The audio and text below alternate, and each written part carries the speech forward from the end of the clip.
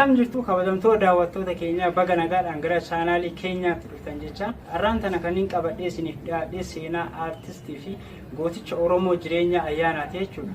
Kallattimaan gara qophii keenyaatti osoo hin seenin dura warreen reef gara chaanaalii keenyaatti dhuftan chaanaalii keenya subscribe gochuudhaan nu jajjabeessaa isiniin jecha. Gootichii fi aartistiin Oromoo jireenya ayyaana nama qabsoo bilisummaa Oromootiif ba'ee hanga irratti osoo hin galin dhabame yommuu ta'u kallattimaan gara qophii keenyaatti isin dabarsina. Wajjin turtii gaarii. Jireenyaan abbaa isaa obbo Ayyaanaa Garbaa Barbarii fi haadha isaa Aadde Taliilee Calqabaarraa godina Wallagga Bahaa Aanaa Giddaa ganda Gabaa Giddaatti dhalatee guddate. Abbaan isaa latiinsa hortee maccaa kan ta'e ilma Jaawwii isa torbaffaa ilma eebamtuu isa quxisuu kan ta'e balbala joomootaa keessaa argame. Harmeen isaa uduu warra Caalliyaa irraa dhalatte. Jireenyaan maatii isaaf ilma hangafaa yoo ta'u obboleessa dhiiraa tokkoo fi obboleewwan shamaraa 3 qaba ture. Ijoollummaa isaa irraa kaasee jireenyaan nama eenyummaa isaa jaallatuu fi oromummaa isaa hin boonu ture. Dubbii dabaaf tole kan hin jenne goota ija barbadaa waa'een eenyummaa kan isa quuquu jalqabe gaafa abbaan isaa barnoota akka baratuuf gara qeesii yookaan luba tokkootti erguun akka baratu yaaluu jalqabe. Akkuma deemeen jireenyaan qeesii yookaan barsiisaa kana walii galuu dadhabe.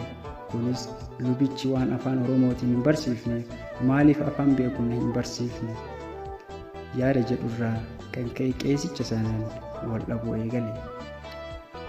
Barsiisaan kunis akkamitti gurbaan hammana geessu kun dubbii akkasii na gaafatti jedhee yeroo hunda jireenya reebuu fi dicha hamilee isaa tuquun arrabsuu eegale. Jireenyaanis arrabsoo fi reebicha kana obsee barachuu hin dandeenye. Guyyaa tokko barsiisaan kun akkuma amala isaa jireenya ifatee dareedhaa baasuuf yommuu yaalu jireenyaan aariidhaan dhagaa lafaa fuudhee mataa isaa bakka lamatti baasee arrabsamaa barachuurra jedhee barnoota isaa addaan kutee gale. Jireenyaan jaalala abbaa isaa dhandhamatti otoo hin quufin abbaan isaa tasa dhukkubsatee ijoollummaa isaatti irraa du'aan addaan bahe. Jireenyaan itti gaafatamummaa maatii abbaa isaa fudhachuun obboloota isaa guddisuutti ka'e. Hojii garaagaraa hojjechuun haadha isaa gargaaruu itti fufe. Barnoota eegalee takka dhiisaa takkatti deebi'ee hanga kutaa 10tti baratee xumure. Jireenyaan aadaa fi seenaa Oromoo baruufis fedhii guddaa qaba ture. Kanaaf oolmaa isaa jaarsolee manguddoo waliin ooluu jalqabe. Barreessaan barruu kanaa Lammii Gammachuu akkas jechuudhaan ibse. Seenaa jireenya ayyaanaa jaalalaa fi kabaja ani nama kanaaf qabu adda waan ta'eef yeroo adda addaa artistoota Oromoo hambaa jiran irratti ragaan argadheen waa'ee jireenya ayyaanaa waan tokko lama barreessu barruu kanaaf dabaluun barbaadaa guyyaa tokko weellisaa Daagii Mokkonnin Finfinneetti argeen ture. Turtii daqiiqaa muraasaa waliin goone san keessatti waa'ee jireenya ayyaanaa nama akkamii akka ta'e har'a beekuu baadhus garuu qaama waldaa Maccaatii Tuulamaa kan ta'e baandii Gadaa jedhamu keessa namoota akka Zariyoo Wadaajoo, Eebbisaa Addunyaa, Geetuu Lammii, Zeenuu Muhammad, Umar Suleeman, Yuusuf Gammachuu, Abbabaa Bishuu, Tottobaa Taaddasaa Aadam Haaruun, Abdii Qophee, Shaabee Sheekoo, Shoolee Tafarii, Jaawwee Booraa Birraa Tuulamaa, Mulgeetaa Garramuu, Ilfinesh Qannoo, Muktaar Usmaan Daawitee Mukunnan, Alii Shabboo, Adnaan Muhammad, Addisuu Furgaasaa, Halloo Daawwee, Usmaayyoo Muusaa Ayluu Kitaabaa, Biqilaa Guyyootaa Hirphaa Gaanfuree akkasumas addatti yeroo adda addaa sirba waliin sirbu. Kan waliin beekaman immoo Goonni Baroodee Daggalaa, Goonni Baroodee Baddaa Finfinnee galuudhaaf Goonni Baroodee jechuudhaan kan beekamtu Zeenuu Mokkonnin isheenis bakkuma jireenyaan dhalatee guddatetti kan dhalatte yoo ta'u ishees waraana adda bilisummaa Oromoo keessatti rasaasaan rashanamtee akka ajjeefamte seenaan ragaa baha.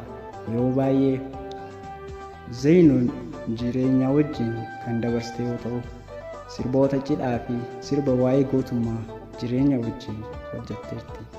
Sirba cidhaa fi sirba Gooti Baroodee jedhu kana dhaggeeffannee walitti deebina.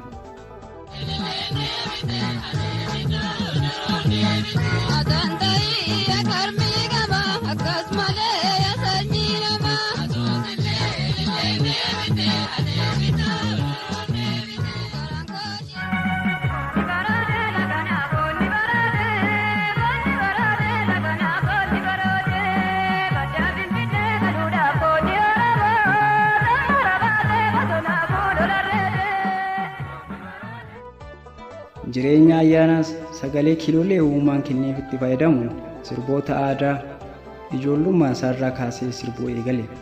Du'a abbaa isaa booda jireenya hiriyoota abbaa isaa wajjin aadaa fi seenaa hedduu barate. Yommuu namoonni nyaatanii dhuganii maabara kanarratti geeraran jireenyaan akkuma warra gurguddaa dabaree isaa eeggatee geeraruun abbaa isaa fi lammii isaa faarfatee namoota garaaraasaa ture. Booda sababa cunqursaa mootummaa Dargiitiin jireenyi ulfaataa dhufnaan jireenyaan qe'ee warra isaa dhiisee hojiif gara Gimbiitti sokke. Haa ta'u malee achitti saalii isaaf hojjechuu dinnaan Finfinnee ijoollee wasiilaa isaa bira deemee hojii daldalaa hojjechuu jalqabe. Kufaatii mootummaa Dargii booda jireenyaan gara qabsoo bilisummaatti makame gara bakka dhaloota isaatti deebi'ee hojii uummata dammaqsu hojjechuu itti fufe. Haa ta'u malee kufaatii mootummaa cimsaa booda rakkoo uumameen humni wayyaanee basaastota bobbaasuun isa ajjeesuuf yaallaan ammas gara Finfinneetti deebi'ee hojii aartii itti fufuun sirboota aadaa, seenaa, qabsoo fi gootummaa sirbuun sirba cidhaas dabalatee albama 2 hojjeteera. Gootummaa fi sirboota cidhaa albama 2 hojjechuun gurra uummata isaa biraan ga'ee jaalala guddaa horateera. Yeroo Finfinnee turetti jireenyaan diraamaa Dukkanaan Duuba jedhamu kan Dhaabaa Wayyeessaan barreeffame irratti hirmaachuun cimina isaa mul'iseera. Sirboota isaa keessaa kan aadaa inni ittiin beekamu sirba ayyaana masqalaati. Innis yoo sheedare yaa masqalaa birraa daree yoo sheedare jechuudhaan kan weellifamedha. Immoo yaa gurraalee dangashee sirba jedhamus sirba aadaa kan uummataa ta'us Abbabaa Bishoo dura kan sirbe jireenya ayyaanaa ta'uu seenaan ragaa baha. Kan biraas Aleeli barri keenya adarraa gaarri keenya cooraa bobbaas barri keenya isa jedhu isa Zayinoo Mokkona wajjin hojjeteedha.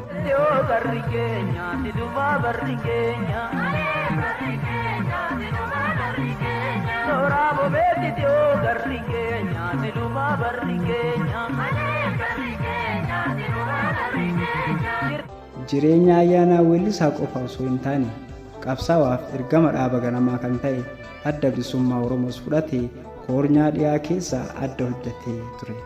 Namoonni itti dhiyoo immoo har'a ragaa isaaf bahu. Gara qabsoo bilisummaatiinis akkuma ibsame jireenyaan hojii guddaa hojjeteera.